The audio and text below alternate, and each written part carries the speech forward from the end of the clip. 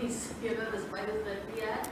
But then a lot of our Indian, I don't know if it's something or something, they all say that all of these spices that we add, they have some health benefits to it. Yeah. So I just wondered, does chili and all that, do they have any health benefits or is it just a myth? Right, okay.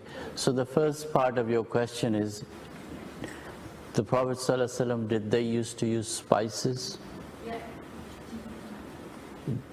In the time of the Prophet ﷺ, some spices were known to them, but most of the spices they did not use. Secondly, do spices have health benefits? Yes, nearly every spice has a health benefit if used correctly and in moderation.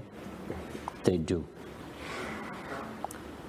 But generally speaking, at the moment, again, I don't want to use the Indian word, but I would say that South Asians tend to use a bit too many spices. And nowadays, a lot of the spice mixtures, which are commercial spice mixtures, are very poor quality, and they have other chemicals added to it to make them chatpata, if you know that word, which means, finger licking, so to speak, and really they're no good.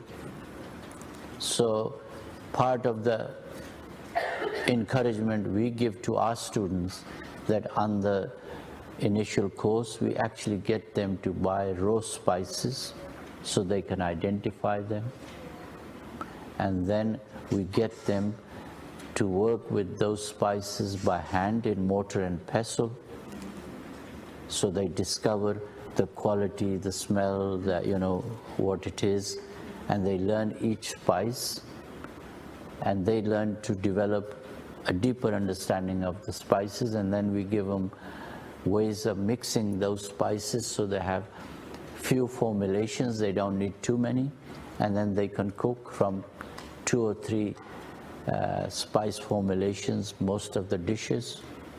And when they work with the spices like that, they then understand how precious these spices are.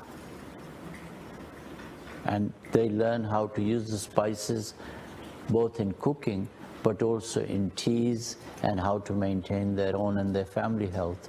Yes, spices are very important for health maintenance and also for treatment.